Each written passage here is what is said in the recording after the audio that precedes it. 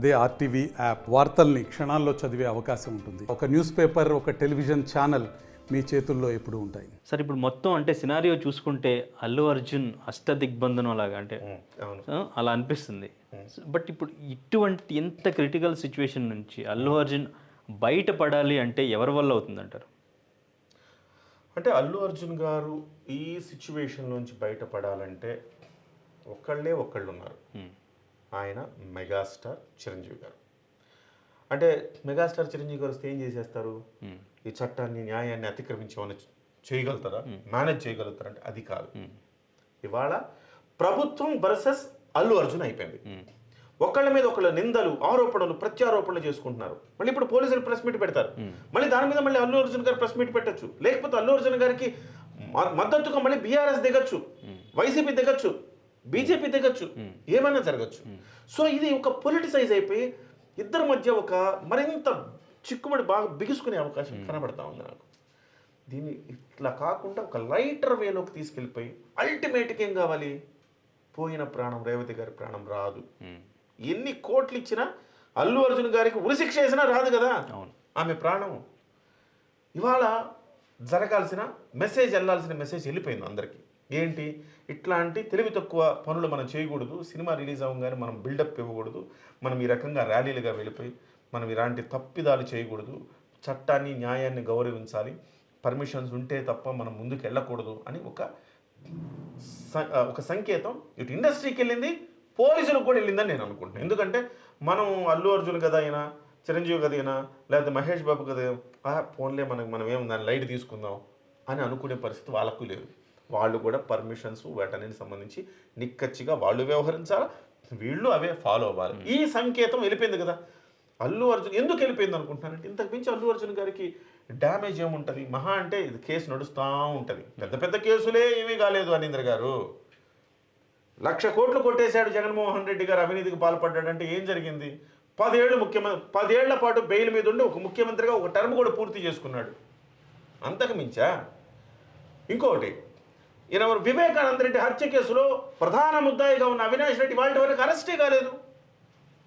న్యాయ వ్యవస్థలో బోల్డెన్ loop holes ఉంటాయి. వాళ్ళు వాడుకోగలుగుతారు, డబ్బు ఉంది, వాడుకోగలుగుతారు. అవన్నీ నడుస్తుంటాయి, పెద్ద విషయం కాదు. ఇక్కడ కూడా అదే జరుగుతుందంట. డెఫినెట్గా ఇదేమి ఇందులో అల్లు అర్జున్కి కొంపలు మునిగిపోయి అల్లు అర్జున్ ఇబ్బంది పడిపోయి జైలు శిక్ష అనుభవించేది ఏమి ఉండదు. మహా అంటే ఏం చేయగలుగుతారు? ఇంకో వారం రోజుల్లో ఏమో రిమాండ్ విధించగలుగుతారు. ఒక రోజు జైల్లో ఉన్నాడు, ఇంకో 10 రోజులు ఉంటాడు, 14 రోజులు ఉంటాడు, జైల్లో ఉంటాడు. అదిగా సమస్య. మళ్ళీ వచ్చేస్తాడు, అయిపోయింది అక్కడతోటి. కానీ అల్టిమేట్గా జరగాల్సింది ఏంటి? ఇవాళ వెళ్ళాల్సిన సంకేతం వెళ్ళిపోయింది. అల్లు అర్జున్ గారికి ఇంతకంటే డ్యామేజ్ జరుగుతుందని నేను అనుకోను. ఎందుకు అనుకోను అంటే, దేశవ్యాప్తంగా ఇతను ఒక మానవత్వం లేని వ్యక్తిగా అల్లు అర్జున్ దేశవ్యాప్తంగా వెళ్ళిపోయింది మెసేజ్. హీరోనే అతను, కానీ హీరోనే కానీ అతను హ్యుమానిటీ ఎక్కడ? హ్యుమానిటీ మీరు ఒక్కటి గుర్తుపెట్టుకోవాలా. స్టార్ హీరోలు అంటే వాళ్ళ క్యారెక్టర్, నిజ జీవితంలో వాళ్ళ క్యారెక్టర్ వాళ్ళకి గొప్ప అభిమానులు సంపాదించి పెడుతుంది. ఇవాళ మీరు దేశంలో టాప్ రెమ్యునరేషన్ తీసుకునే హీరోలు మీరు చూస్తే ఒక షారుఖ్ ఖాన్, ఒక సల్మాన్ ఖాన్ ఉన్నారనుకోండి, వాళ్ళని అరెస్ట్ చేస్తే గందరగోళం ఏం జరగదు. ఎందుకు జరగదు? వాళ్ళిద్దరు క్యారెక్టర్ మీద జనానికి, వాళ్ళ నిజ జీవితంలో క్యారెక్టర్ మీద పెద్ద హోప్స్ లేవు, పెద్ద ఇంప్రెస్ ఏం కాలే ఎవడు. వాళ్ళ హీరోయిజం మీద మాత్రం ఇంప్రెస్ అయ్యి అభిమానులుగా ఉన్నారు. ఈ cult fan, hard core fan అవ్వాలంటే వాళ్ళ వ్యక్తిత్వం కూడా చాలా అవసరం. ఆ వ్యక్తిత్వాన్ని సంపాదించుకునే వాళ్ళు చాలా అరుదుగా ఉంటారు. ఒక చిరంజీవి గారు, ఒక పవన్ కళ్యాణ్ గారు, వీళ్ళకి వ్యక్తిత్వంతో వీళ్ళు వెలిగారు. ఎందుకంటే అందరూ చిరంజీవి అనగానే అజాత శత్రువయ్య ఆయన, అందరు వాడు ఎవరిని ఒక్క మాట అండి, ఆయన తిరిగి ఏమన్నా ఆయన తిరిగి అంటావు. పవన్ కళ్యాణ్ గారు కల్ట్ ఫ్యానిజం ఏంటో చూపించాడు. చంద్రబాబు గారిని అరెస్ట్ చేసినప్పుడు కూడా అంత స్పందించలేదు. కానీ పవన్ కళ్యాణ్ గారు విజయవాడ వెళ్తానండి, ఆయన అరెస్ట్ చేయడం కాదు, విజయవాడ వెళ్తానంటే ఎంత గందరగోళం జరిగిందో చూసాం. ఎందుకు? పవన్ కళ్యాణ్ గారు అల్లు అర్జున్ కంటే గొప్ప యాక్టరా? కాదు. అల్లు అర్జున్ గొప్ప యాక్టరే, పవన్ కళ్యాణ్ కంటే గొప్ప యాక్టర్ అల్లు అర్జున్. కానీ ఫ్యాన్ ఫాలోయింగ్లో ఈయన కల్ట్ ఫ్యాన్ బేస్ ఎందుకు? ఆయన వ్యక్తిత్వం నుంచి వచ్చింది. అదే పవన్ కళ్యాణ్ గారు ఈ సన్నివేశంలో ఉంటే అసలు అన్నం కూడా తిండగా, అసలు అసలు అన్నీ మానేస్తాడు, వెళ్ళిపోయి ఆ ఫ్యామిలీ దగ్గర కూర్చొని వాళ్ళకి ఏం కావాలో చూసుకుని అంత చేయగలిగేవాడు. Okay, right. ఇది వ్యక్తిత్వం. సో నేనేమంటానంటే, దీని నుంచి బయటకు తేవాలంటే చిరంజీవి గారి వల్లనే అవుతుంది. ఎందుకంటే ఈ ఆవేశాలు వద్దు, ఇగోకి వెళ్ళకండి, సో అది సర్ది చెప్పగలుగుతాడు. అజాతశత్రువు కూడా సర్ది చెప్పి మీరు మాట్లాడద్దు, చట్టం తన పని తాను చేసుకొనివ్వండి, న్యాయ ప్రక్రియ కొనసాగుతుంది, మాటలు అనుకోవద్దు, రాజకీయంగా యుగోకి వెళ్ళొద్దు, దయచేసి కేటీఆర్ గారు బీఆర్ఎస్ నాయకులు స్పందించొద్దు, మీరు కూడా వైసీపీ వాళ్ళు స్పందించొద్దు, మీరు దయచేసి కాంగ్రెస్ వాళ్ళు స్పందించొద్దు, ఇలా సెట్ చేసి దాన్ని లైటర్ వేన్లోకి తీసుకెళ్ళి ఆ కుటుంబానికి ఏం న్యాయం జరగాలో సో ఆ న్యాయం చేయించగలిగిన వ్యక్తి మెగాస్టార్ చిరంజీవి మాత్రమే. నేను అంటే అల్లు అరవింద్ గారు కూడా ఇండస్ట్రీలో ఏది మేనేజ్ చేయాలన్నా ఎటువంటి ఇష్యూ వచ్చినా ఆయన కూడా మేనేజ్ చేయగలరు అని అంటుంటారు. మరి అల్లు అరవింద్ గారు మేనేజ్ చేయలేరంటారు ఇదంతా? అల్లు అరవింద్ గారు నిజంగా మీరు చెప్పింది వాస్తవం. అల్లు అరవింద్ గారు పీపుల్ మేనేజ్మెంట్లో దిట్ట. అల్లు అరవింద్ గారు వ్యాపారం చేయడంలో దిట్ట, వ్యవస్థల్ని మేనేజ్ చేయడంలో దిట్ట. అంటే ప్రభుత్వాలతో మాట్లాడడం కానివ్వండి, ఇవన్నీ ప్రచారం చేయడంలో దిట్ట. సో ఒక సినిమాని ఏ సినిమా ఎట్లా వెళ్తుందో అని వ్యాపారం చేయడంలో దిట్ట. కాబట్టి టాప్ 4 ప్రొడ్యూసర్లో ఆ 4లో ఆయన ఉన్నాడు ఇవాళ. కానీ ఇంతకుముందు ఆయన చరిత్ర తీసుకున్న చిరంజీవి గారికి ఆయనే బ్యాక్ బోన్గా వెనక నిలిచాడు.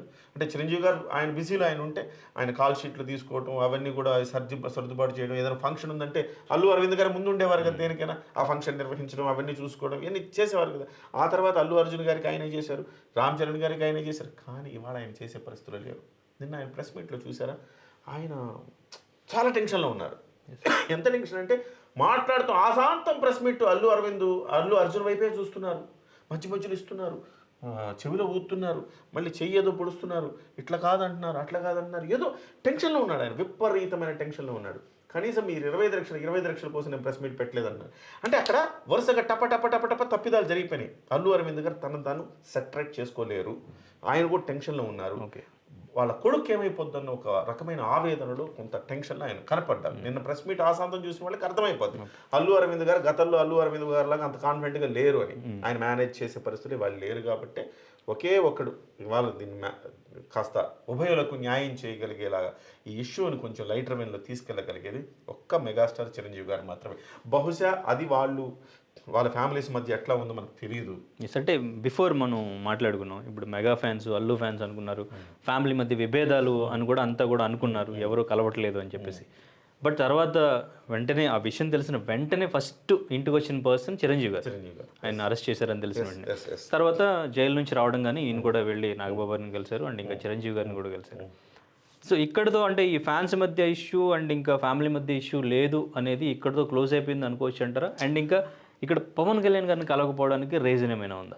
ఆయన హైదరాబాద్ వచ్చి కూడా వెళ్ళిపోయారు, కలవరు కదా. ఇప్పుడు ఇష్యూలో ఉన్నప్పుడు పవన్ కళ్యాణ్ గారిని ఆయన కలవాలి. ప్రోటోకాల్ ప్రకారం అల్లు అర్జున్ పవన్ కళ్యాణ్ గారిని కలుస్తారు. కలిసే అవకాశం నేను ఇవ్వలేదు. రీజన్ ఏంటంటే ఒక రాంగ్ ఇండికేషన్ వెళ్ళకూడదు.